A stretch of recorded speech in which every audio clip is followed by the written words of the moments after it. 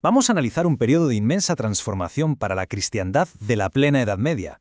Nos adentraremos en una era que fue a la vez de profunda renovación cultural y religiosa, y también examinaremos los complejos mecanismos que se tuvieron que desarrollar para defender la fe. Para entender bien la identidad en la Europa cristiana de esa época, hay que observar dos fuerzas que actuaban en conjunto. Aquí, en esta estructura, lo vemos claro. Por un lado, un florecimiento cultural que no tenía precedentes. Y por otro, un esfuerzo enorme, masivo, tanto para renovar como para defender la fe. Son estos dos caminos los que en conjunto definieron toda una era.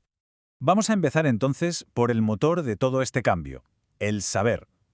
La renovación cultural tuvo su epicentro no en los monasterios, que estaban más aislados, sino en el bullicio de los nuevos centros urbanos. Fue allí donde nacieron las escuelas y, con el tiempo, las universidades. Claro, con el renacer de las ciudades, la educación tenía que diversificarse.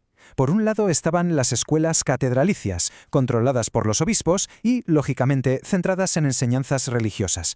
Pero a la vez surgió algo completamente nuevo. Las escuelas municipales. Estas ya eran de carácter público y respondían a las nuevas necesidades de una economía en plena efervescencia, con estudios prácticos como lectura, escritura, contabilidad o derecho. Fue a partir del siglo XII cuando estas escuelas evolucionaron hasta convertirse en algo realmente revolucionario, las universidades. Impulsadas por obispos y reyes, hay que entender que no eran solo edificios, se organizaron como un gremio, una corporación de maestros y estudiantes que se unían para defender sus intereses. Y la estructura de la enseñanza universitaria era muy jerárquica, muy metódica. Todo empezaba en la Facultad de Artes. Una vez superada esta primera etapa, el estudiante ya podía especializarse en las llamadas facultades superiores, medicina, derecho o, la más prestigiosa de todas, la de teología. El elemento que unificaba toda esta red europea de conocimiento era el latín.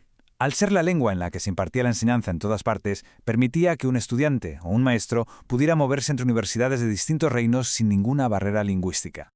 Y el método de enseñanza por excelencia era la escolástica. No se trataba de memorizar de forma pasiva, para nada. Era un proceso intelectual muy riguroso. Primero se leía un texto. A partir de ahí se planteaba un problema. Y entonces se iniciaba una discusión, un debate, para llegar a una conclusión razonada. Pero, claro, todo este florecimiento intelectual no ocurrió en una burbuja.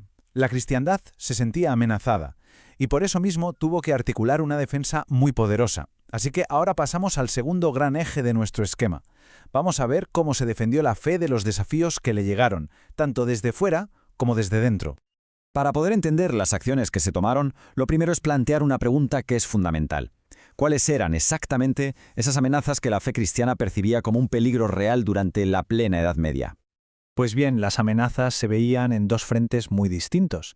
Por un lado estaba la amenaza externa, la presencia de los musulmanes en Tierra Santa. Y luego, por otro lado, una amenaza interna, la aparición de las herejías, es decir, doctrinas contrarias a las enseñanzas de la Iglesia. Vamos a centrarnos primero en la defensa externa.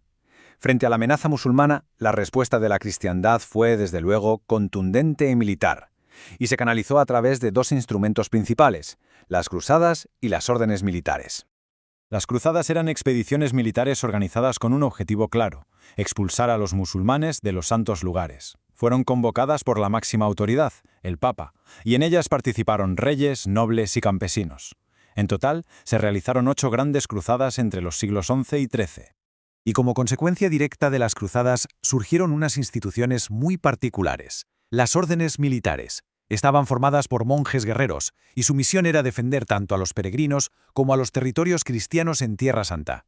Sus miembros, como cualquier monje, hacían votos de obediencia, pobreza y castidad. Bien, esa era la defensa externa, pero mientras se luchaba en Tierra Santa, había otro frente abierto dentro de Europa. Para combatir la amenaza interna, la de las herejías, la Iglesia desarrolló una respuesta de carácter judicial. Recordemos, las herejías eran doctrinas u opiniones contrarias a los dogmas y las enseñanzas de la Iglesia. Por ejemplo, en los siglos XII y XIII surgieron movimientos como los valdenses o los albigenses, también conocidos como cátaros, que fueron vistos como una amenaza muy seria a la unidad doctrinal de la cristiandad. La respuesta institucional a esta amenaza fue la creación, en el año 1232, de la Inquisición. Se trataba de un tribunal eclesiástico cuya función era, precisamente, perseguir y juzgar a quienes eran acusados de herejía. Pero, y esto es importante, la respuesta no fue únicamente judicial. Al mismo tiempo surgió un movimiento de renovación interna, desde dentro de la propia Iglesia, una respuesta que buscaba combatir la herejía de otra manera, mediante la predicación. Este movimiento fue el de las órdenes mendicantes, que surgieron en el siglo XIII. Hablamos de nuevas órdenes religiosas, como los dominicos y los franciscanos. A diferencia de los monjes tradicionales, estos no se aislaban, sino que se establecían en las ciudades, vivían de la limosna y se dedicaban a predicar para renovar la Iglesia. Una vez analizada toda la estructura, vamos a aplicar el conocimiento a cuestiones clave, sintetizando la información de forma estructurada. Primera cuestión. Describa el origen, la estructura y el método de enseñanza de las universidades medievales. Origen: las universidades surgen en el siglo XII, organizadas como un gremio de maestros y estudiantes por impulso de obispos y reyes. Estructura: se organizaban en 4 facultades, una primera, la Facultad de Artes, y 3 facultades superiores, que eran Medicina, Derecho y Teología. Método de enseñanza: la enseñanza se impartía en latín y seguía el método de la escolástica, que consistía en leer un texto, plantear un problema sobre él y discutir para llegar a una conclusión. Segunda cuestión. Analice las distintas respuestas de la cristiandad a las amenazas externas e internas a su fe durante la plena Edad Media. Frente a la amenaza externa a los musulmanes en Tierra Santa, la respuesta fue militar. Se articuló a través de 2 mecanismos. Primero, las cruzadas, expediciones convocadas por el Papa, y segundo, la creación de órdenes militares. Frente a la amenaza interna, las herejías, la respuesta fue dual. Por un lado, reactiva y judicial a través de la Inquisición, un tribunal eclesiástico. Y por otro, una respuesta proactiva y pastoral a través de las órdenes mendicantes, que se dedicaron a la predicación. Y esto nos lleva a la cuestión final.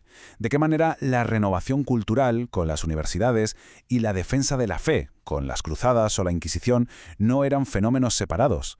¿Cómo estaban en realidad interconectados, funcionando como los 2 pilares que forjaron la identidad de la cristiandad en la plena Edad Media?